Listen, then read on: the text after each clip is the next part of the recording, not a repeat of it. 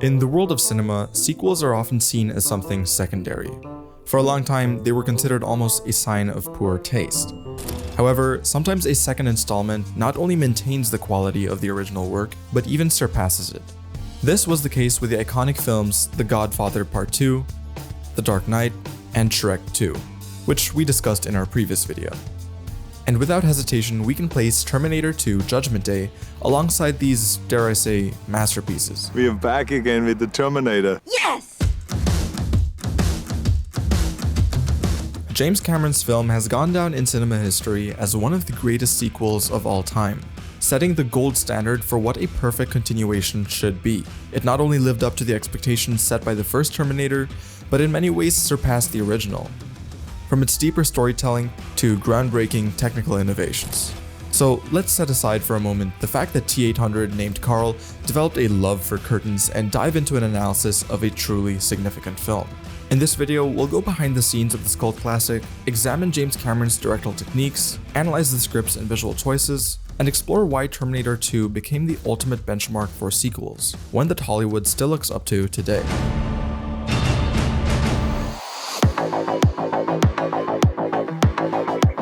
Before The Terminator was released, James Cameron wasn't widely known.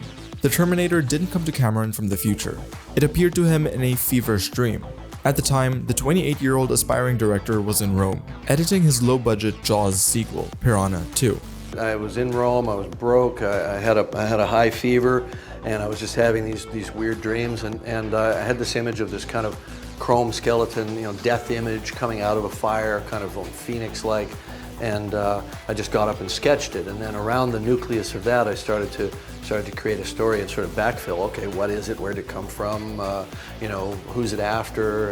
And it all sort of fell into place fairly quickly. The first film was released in 1984 and received high praise from critics and industry colleagues, instantly improving Cameron's reputation. However, the first Terminator wasn't a box office hit.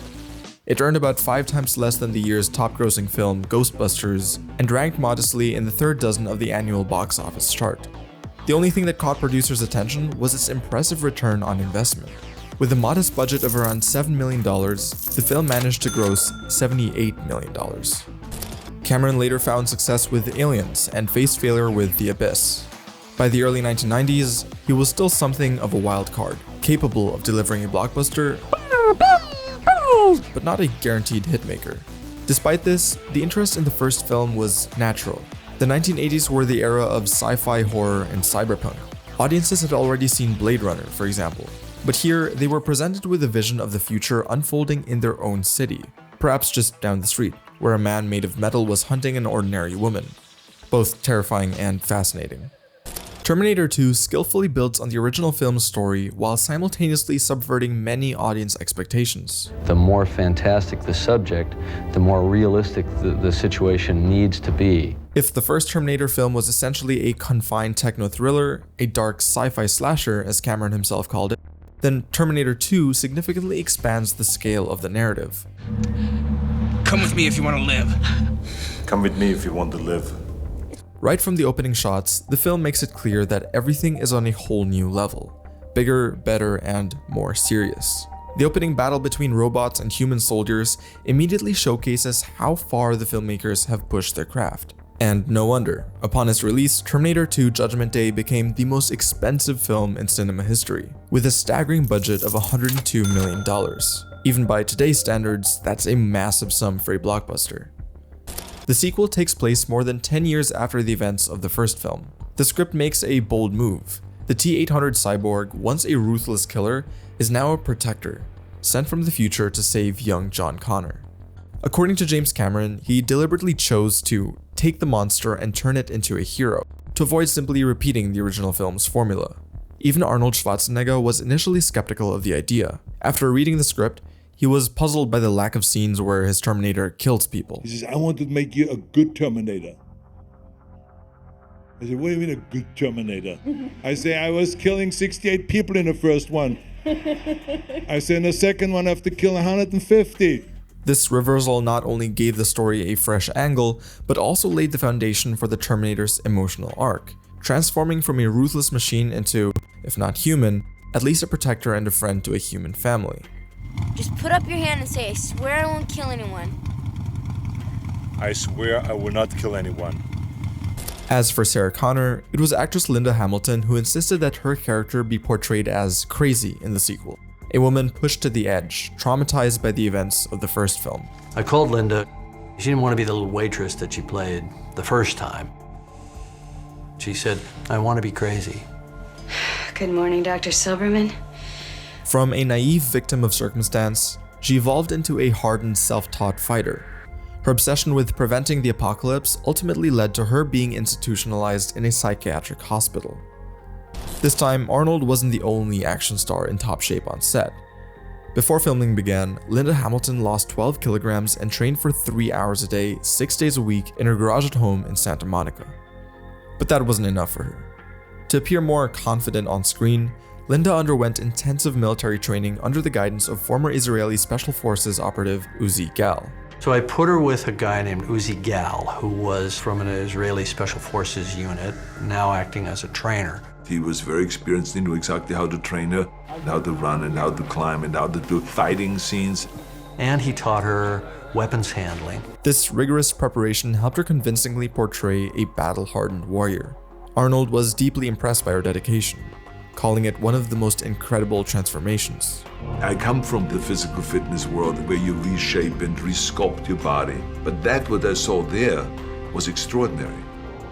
I think she was wearing her black combat vest with her arms bare. Arnold, being a bodybuilder, immediately walked over and started feeling all her muscles.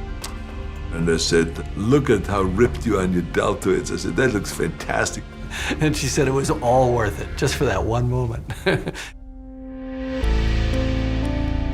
The central theme running through Terminator 2 is the idea of free will and the ability to change one's fate. In the first film, Sarah Connor heard a cryptic phrase, "There is no fate but what we make for ourselves." In the sequel, this concept takes on even greater significance. The famous scene where Sarah carves "no fate" into a table with a knife directly references this idea.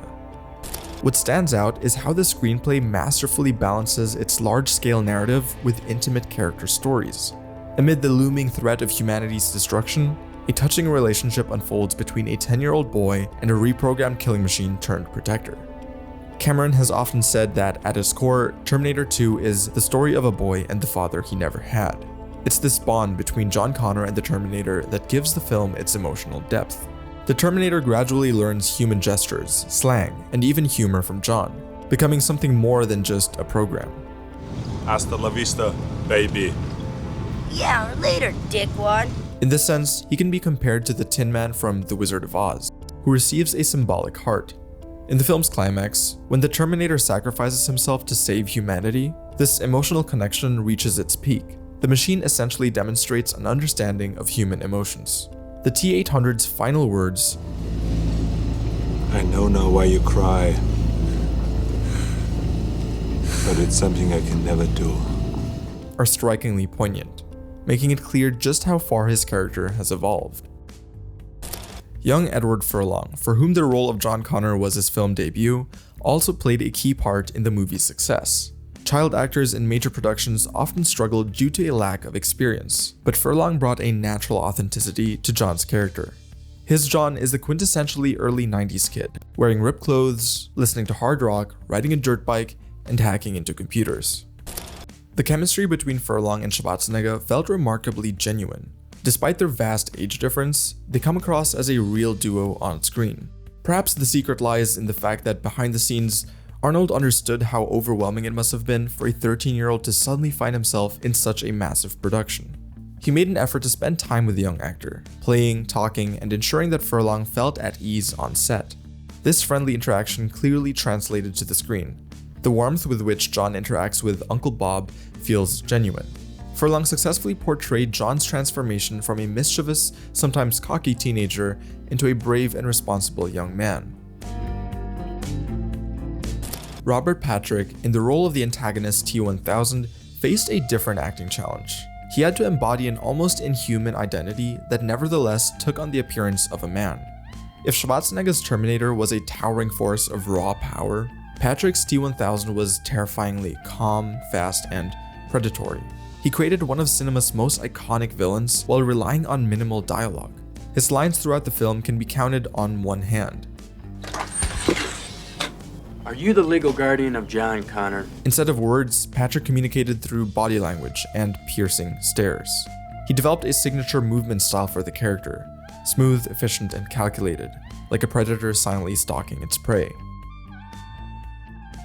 To prepare for the role, Patrick not only improved his physical conditioning, but also trained himself to fire a gun without blinking, emphasizing T-1000's inhuman nature. His cold, penetrating gaze truly resembles a targeting system. Years later, Patrick admitted that playing T-1000 became his lifelong calling card. "I am lucky that I have something that's recognizable. I'm so lucky that I have that until the day I die. I can honestly tell you as I get older what a nice compliment that is. That guy over there still looks like the T-1000. It's not bad."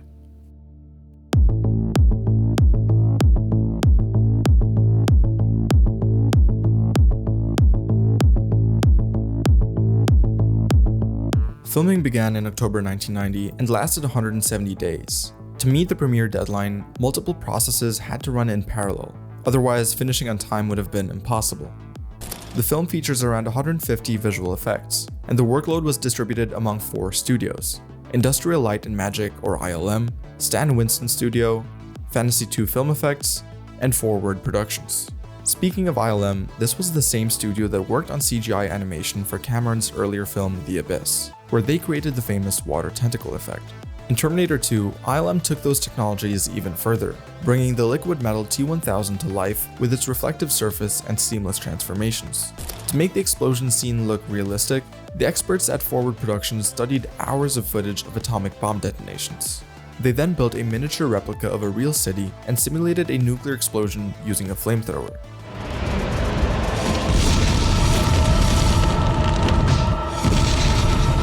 To create the iconic mushroom cloud effect, they constructed a 2-meter high plexiglass column with a powerful internal light source.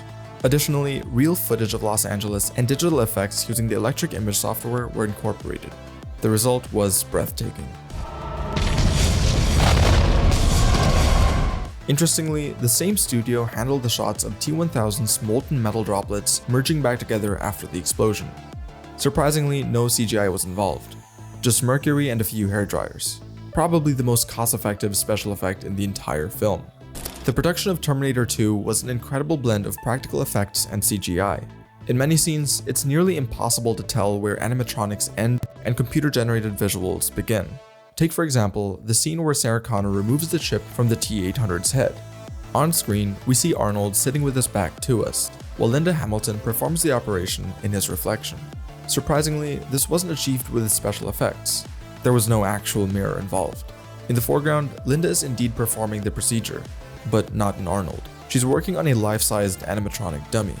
In the background, the real Arnold sits with prosthetic makeup applied to his head. The trick? Linda Hamilton has an identical twin sister, Leslie Hamilton, who played her double in several scenes throughout the film. And Leslie wasn't the only twin involved in the production. The hospital security guard scene also featured real-life twins, Don and Dan Stanton, to create the illusion of T-1000 mimicking a human. Robert Patrick also had his fair share of physical challenges. His character endured relentless beatings and injuries throughout the film. However, CGI wasn't always the go-to solution.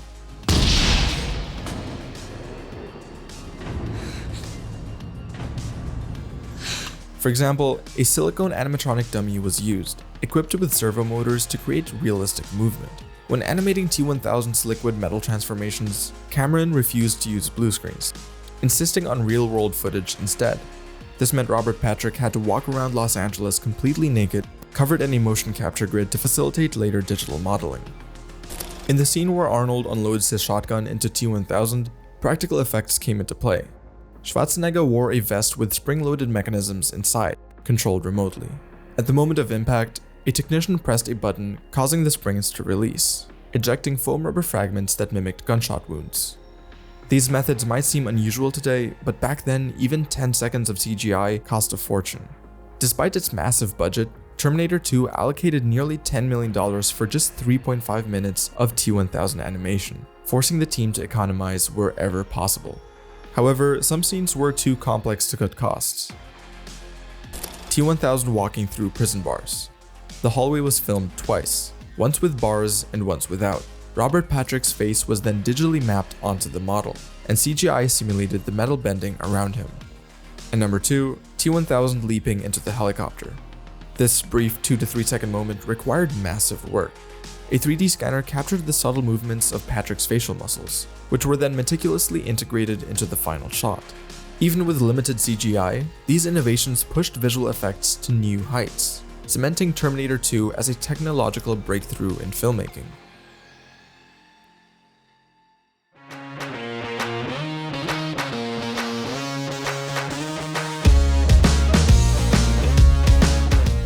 Cameron is a visionary, known for his passion for technology and his deep understanding of cinematic language. In Judgment Day, he was at the peak of his craft, showcasing masterful content over every aspect of filmmaking, from shot composition to working with actors. The film has an instantly recognizable visual style. It's no surprise that cinematographer Adam Greenberg was nominated for an Academy Award for Best Cinematography. Working closely with Cameron, he crafted a visual language where every frame is packed with energy and meaning. The film is characterized by its cold blue nighttime palette, a signature look of the first 2 Terminator films. The icy blue lighting floods the future war scenes and the night chases through Los Angeles, emphasizing the merciless, mechanical nature of humanity's enemies.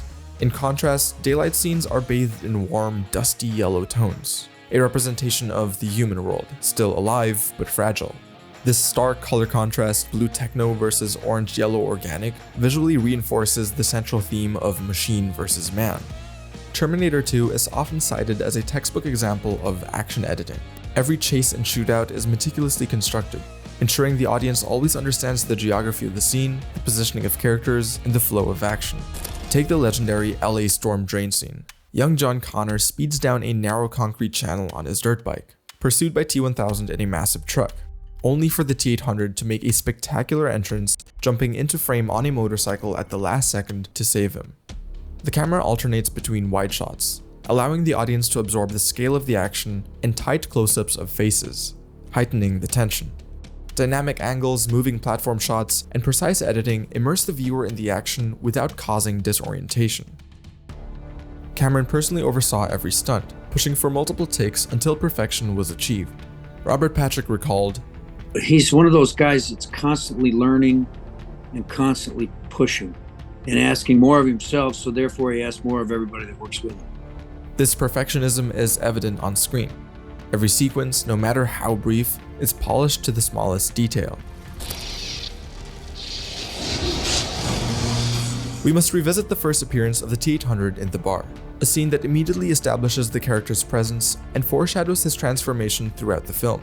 The camera slowly pans up from the ground, unveiling Schwarzenegger's imposing naked cyborg form, standing amidst a cloud of smoke and crackling electric arcs. The harsh flashes of light and exposed bulbs create an almost divine aura. Is he a celestial messenger or a demon? This duality, the Terminator as a guardian angel concept, will develop as the story unfolds. Yet even in this very first shot, Cameron visually hints at the T-800's ultimate role as a protector. Another striking example is the psychiatric hospital corridor scene, where Sarah Connor comes face to face with the Terminator after 10 years of nightmares about him. Cameron films this moment in slow motion, heightening the tension. We see the sheer terror in Sarah's wide eyes. This is, for her, a living nightmare made real. The camera alternates between her face and the slow, inevitable approach of the T-800, staying aligned with her perspective so the audience fully experiences the moment through her eyes. And then comes the emotional turning point. Schwarzenegger extends his hand and delivers the legendary line, "Come with me if you want to live." Cameron masterfully plays with perception. What was once a relentless monster is now a savior. Let's sum it up. Why did Terminator 2 become a cult classic? The T-800 in this film is alive and human-like. We've already seen him in the first movie and know how lethal he is. But here, he's not just a machine bound by programming and protocols. No, he becomes a father figure to a boy, and it's incredibly heartwarming. That's probably why the scene where he lowers himself into molten metal, giving a thumbs up, is such an emotional gut punch. Sarah Connor, on the other hand, sees things differently. She doesn't trust the Terminator and views him as nothing more than a soulless killer. Yet throughout the film, T-800 never harms a single human. following John's orders without question. Meanwhile, it's Sarah who storms into Miles Dyson's house and nearly kills him in front of his wife and child. Cameron himself called this a pivotal scene, because it raises an important question: who is truly more human? And what does being human even mean? But most importantly, the film's release perfectly aligned with real-world fears. At the turn of the 1980s and 1990s, computers were becoming household staples. You now had a device at home that could give you recipes, play music, help with homework. But what if, one day that thing becomes self-aware, went rogue, and turned against us? Technology was evolving so rapidly that the rise of artificial intelligence felt closer than ever. And suddenly, in an action movie, you're presented with a terrifyingly realistic scenario. On August 29, 1997, just 6 years away at the time, a computer designed to serve humanity takes control of nuclear warheads and brings about Judgment Day. Yes, that was truly terrifying.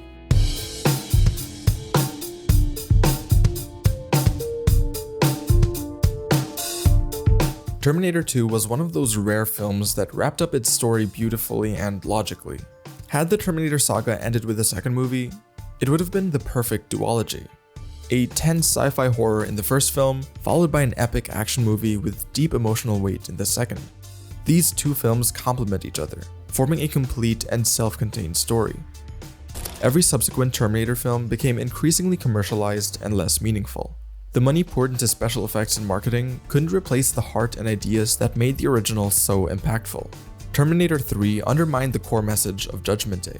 Salvation lost the essence of the series, Genesis collapsed under convoluted timelines, and Dark Fate killed John Connor, rendering the entire franchise meaningless. These films tried to replicate the success of Judgment Day, but lacked its soul and innovation. So is it still possible to make a blockbuster that is more than just expensive spectacle? A film that is truly a work of art? Or are the days of intelligent, daring blockbusters a thing of the past?